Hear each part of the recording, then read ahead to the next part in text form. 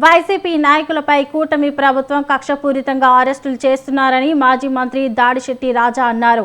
కాకినాడ జిల్లా వైసీపీ నూతన అధ్యక్షుడిగా తనను మాజీ సీఎం జగన్ నియమించడంపై ఆయన సంతోషం వ్యక్తం చేశారు. తనకు మరింత బాధ్యతలు పెరిగాయని చెప్పారు. నూతన అధ్యక్షునిగా నియమితులైన రాజా తొలిసారి పిఠాపురం విచ్చేశారు. ఈ సందర్భంగా కాకినాడ మాజీ ఎంపీ వంగా గీత రాజాకు ఘన స్వాగతం పలికారు. అనంతరం పిఠాపురం నియోజకవర్గంలో తొలిసారి కార్యకర్తలు పార్టీ నాయకులతో సమన్వయ కార్యక్రమాన్ని నిర్వహించారు. రాజ్యాంగానికి వ్యతిరేకంగా ఈ కూటమి ప్రభుత్వం వ్యవహరిస్తుందని ఆరోపించారు. పోలవరం ప్రాజెక్టు సొంత లాభం కోసం దాని ఎత్తు తగ్గించి నిర్మిస్తున్నారని ఆరోపించారు.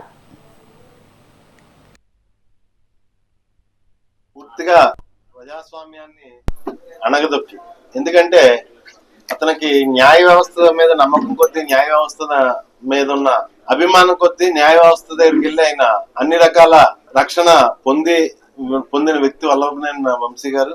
కానీ పూర్తిగా ఈ రాష్ట్ర ప్రభుత్వం పోలీసు వ్యవస్థను ఉపయోగించి పూర్తిగా అణిచివేత, అంటే న్యాయ వ్యవస్థను కూడా లెక్క చేయకుండా ఈ రాష్ట్ర ప్రభుత్వం పోలీసు వ్యవస్థ ఈ రాష్ట్రంలో పనిచేస్తున్నాయని తెలియజేస్తుంది. పూర్తిగా ప్రజాస్వామ్యాన్ని అణగదొక్కి, ఎందుకంటే అతనికి న్యాయ వ్యవస్థ మీద నమ్మకం కొద్దీ, న్యాయ వ్యవస్థ మీద ఉన్న అభిమానం కొద్దీ న్యాయ వ్యవస్థ దగ్గరికి వెళ్ళి ఆయన అన్ని రకాల రక్షణ పొందిన వ్యక్తి వల్లభనేని వంశీ గారు.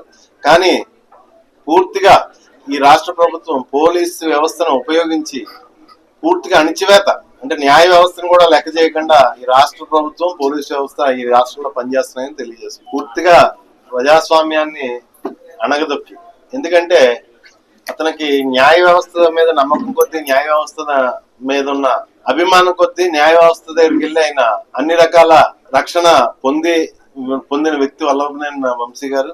కానీ పూర్తిగా ఈ రాష్ట్ర ప్రభుత్వం పోలీసు వ్యవస్థను ఉపయోగించి పూర్తిగా అణిచివేత, అంటే న్యాయ వ్యవస్థను కూడా లెక్క చేయకుండా ఈ రాష్ట్ర ప్రభుత్వం పోలీసు వ్యవస్థ ఈ రాష్ట్రంలో పనిచేస్తున్నాయని తెలియజేస్తుంది. పూర్తిగా ఈ రాష్ట్రానికి ఆ రెడ్ బుక్ పరిపాలన వల్లే ఈ రాష్ట్రానికి పారిశ్రామికవేత్తలు అందరూ దూరం అయిపోయారు.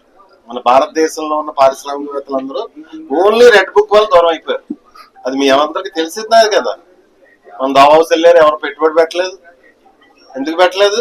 ఓన్లీ రెడ్ బుక్ చూసి భయపడి ఈ దేశంలో కానీ ఈ దేశాల్లో ఉన్న పారిశ్రామికవేత్తలు ఎవరు కూడా మన రాష్ట్రానికి రాలేదు. దానికి కారణం బాధ్యత ఖచ్చితంగా చంద్రబాబు నాయుడు, లోకేష్ గారు తీసుకోవాల్సింది. వాళ్ళకి టైం ఇవ్వాలి కదా. అంటే నా పర్సనల్ ఒపీనియన్ సుమా, నా వ్యక్తిగత అభిప్రాయం ఏంటంటే ఇంకా టైం ఇవ్వాలని. ఏమో అమలు చేస్తారేమో చూద్దాం. అమలు చేయకపోతే ఖచ్చితంగా పోరాటం చేద్దాం. ఈ జిల్లా నుంచే పోరాటం మొదలు పెడతాం పోలవరం ప్రాజెక్టు మీద ఖచ్చితంగా. ఎందుకంటే మీరు వాళ్ళు ఎత్తు తగ్గించేస్తే తూర్పుగోదావరికే పూర్తిగా వాటర్ ఇవ్వలేదు పోలవరం ప్రాజెక్ట్. ఇంక వైజాగ్ ఏమొస్తుంది, రాయలసీమకి ఏమొస్తుంది, ఈ రాష్ట్ర వాసుల కళ ఏం నెరవేరుతుంది? ఒక్క మనిషి స్వార్థం గురించి ఏమి లేదు. ఆ పోలవరం ప్రాజెక్టుని ఎత్తు తగ్గించేసి గబగబలాడితే పూర్తి చేసేసి దాని మీద పేరు వేయించుకుందాం చంద్రబాబు నాయుడు తాపత్రయం తప్పిస్తే అతను చిత్తశుద్ధితో పోలవరం ప్రాజెక్టు పూర్తి వాటర్ సోర్సెస్ తో గానీ పూర్తి బలంతో గానీ పోలవరం ప్రాజెక్టు ప్రజలు చూపించే ఉద్దేశం అతనికి లేదు. ఈ రాష్ట్రానికి ఆ రెడ్ బుక్ పరిపాలన వల్లే ఈ రాష్ట్రానికి పారిశ్రామికవేత్తలు అందరూ దూరం అయిపోయారు. మన భారతదేశంలో ఉన్న పారిశ్రామికవేత్తలందరూ ఓన్లీ రెడ్ బుక్ వల్ల దూరం అయిపోయారు. అది మీ ఎవరికి తెలిసిందే కదా. మన దావాస్ వెళ్ళారు, ఎవరు పెట్టుబడి పెట్టలేదు. ఎందుకు పెట్టలేదు? ఓన్లీ రెడ్ బుక్ చూసి భయపడి ఈ దేశంలో కానీ ఈ దేశాల్లో ఉన్న పారిశ్రామికవేత్తలు ఎవరు కూడా మన రాష్ట్రానికి రాలేదు. దానికి కారణం బాధ్యత ఖచ్చితంగా చంద్రబాబు నాయుడు, లోకేష్ గారు తీసుకోవాల్సింది.